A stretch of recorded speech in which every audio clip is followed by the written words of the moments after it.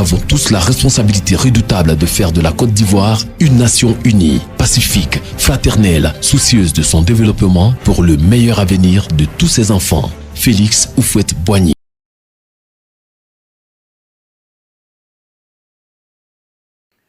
Nous continuons à parler de la fraternité en tant que valeur attachée à la citoyenneté. Aujourd'hui, nous allons nous intéresser au deuxième aspect que nous avons retenu, qui nous semble essentiel pour la vie entre citoyens, qui est le pardon accordé aux frères. Dans la précédente vidéo, nous avons parlé de l'accueil du frère. L'accueil du frère, ouvrir sa maison au frère et savoir entrer en dialogue avec le frère. Aujourd'hui, nous parlons du pardon accordé aux frères. Si on parle de pardon, c'est qu'il y a eu une offense. Si on parle de pardon, c'est qu'il y a eu un tort qui a été causé. Alors, le pardon, qu'est-ce que c'est? Le pardon, c'est un acte de la volonté, c'est-à-dire c'est la décision que la personne qui a été offensée prend de remettre à l'autre qui l'a offensé la dette morale que cette personne a contractée en l'offensant. C'est-à-dire, tu m'as fait du tort, eh bien, je décide de ne pas en tenir compte. Je décide de te remettre cette dette morale que tu as contractée à mon égard. Lorsqu'on pardonne, on évite que se développe en soi ce qu'on appelle les vilains sentiments. Le ressentiment. Le ressentiment et la soif de vengeance. Parce qu'il y a des gens qui sont perpétuellement dans les films westerns. Ils cherchent tout le temps à se venger. Tout le temps à se venger. Eh bien, une société de citoyens ne peut pas être composée de vengeurs. Nous devons nous pardonner les uns les autres. Nous pardonner les uns aux autres. Et donc, le pardon va empêcher que se développe en soi ces vilains sentiments. C'est vrai que le pardon ne supprime pas l'offense. C'est-à-dire que ce n'est pas parce que je pardonne que l'offense va disparaître. Elle a déjà eu lieu. Ce n'est pas parce que je pardonne que le tort va disparaître. Il a déjà eu lieu. C'est vrai.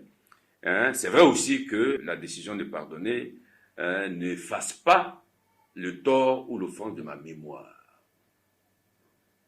Mais ça ne veut pas dire que, parce que c'est toujours dans ma mémoire, ça ne veut pas dire que je ne peux pas pardonner. Vous savez, j'ai dit tout à l'heure que le pardon, c'est un acte de la volonté. On décide. Mais l'offense qui reste dans la mémoire, ça c'est un acte de la mémoire, qui est une autre faculté de l'homme. Et sur la mémoire, la volonté n'a pas toujours la maîtrise. C'est-à-dire que la volonté peut décider une chose, mais la mémoire peut ne pas suivre. Par exemple, pour parler justement de l'offense, je peux décider de pardonner un tort qu'on m'a fait. Mais je ne peux pas dire à ma mémoire, oublie ça. Parce que la mémoire n'est pas sous le contrôle de la volonté. Évidemment, à force de répéter ce pardon, un jour ou l'autre, sans doute, cette offense disparaîtra de ma mémoire. Tout ça pour indiquer que le pardon est compatible avec la présence de l'offense dans la mémoire. Mais il faut réactualiser le pardon pour que, petit à petit, cette présence dans la mémoire puisse, sinon disparaître, mais en tout cas, être suffisamment amoindrie.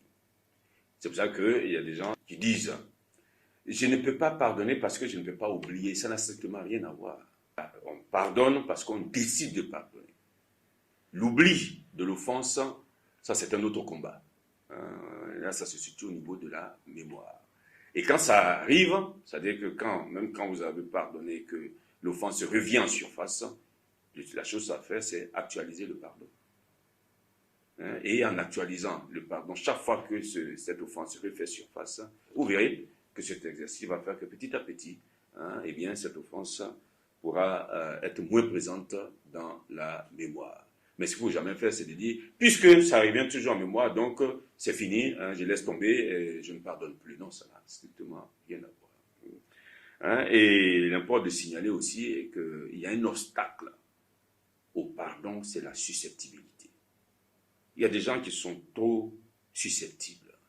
On m'a mal regardé, on m'a mal parlé, on m'a fait ceci, on m'a fait cela, etc., etc. C'est-à-dire qu'ils voient qu'ils ont des ennemis partout. Les gens leur en veulent partout. Mais ça, on ne peut pas vivre comme ça. Et donc, en combattant la susceptibilité, on fait de la place au désir de pardonner.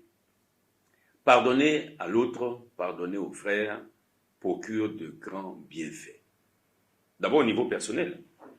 Et comme nous l'avons dit, on évite le ressentiment. Le ressentiment, c'est un poison qu'on s'inocule sans savoir. Parfois même, il y a des gens qui sont là, qui haïssent l'autre, alors que l'autre ne sait même pas qu'il est en train de le haïr. Mais à qui il fait du mal, là, comme ça? Il est en train de s'empoisonner lui-même. Alors que l'autre est en train de vivre sa vie, etc. Le ressentiment, c'est un poison.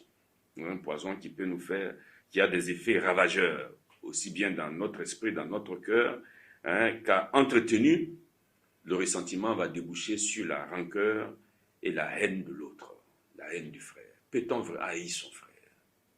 Et donc, il faut se battre, il faut être attentif pour ne pas laisser le ressentiment s'installer. C'est pour ça qu'il faut être prompt à pardonner.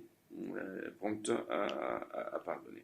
Ensuite, au niveau collectif, les bonnes relations entre nous et les autres, les bonnes relations entre les citoyens de ce pays, les bonnes relations entre les citoyens de ce pays et d'autres frères qui vivent avec nous sont au prix du pardon.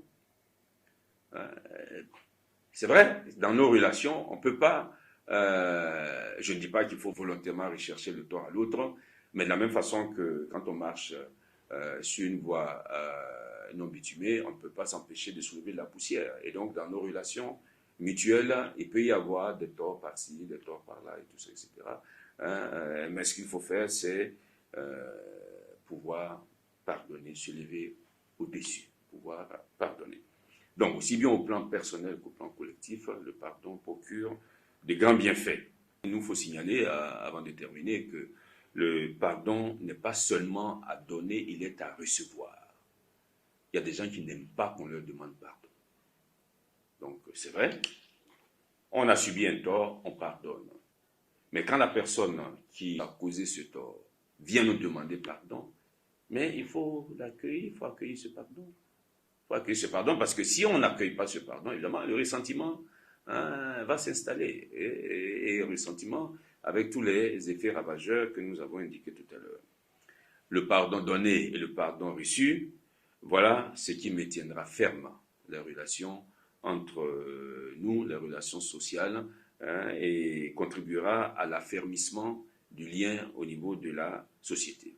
Et c'est pour ça que nous devons tous nous engager dans cette voie, dans la voie du pardon et dans la voie de la réconciliation de façon générale. Et c'est important parce que la stabilité et la prospérité du pays en dépendent.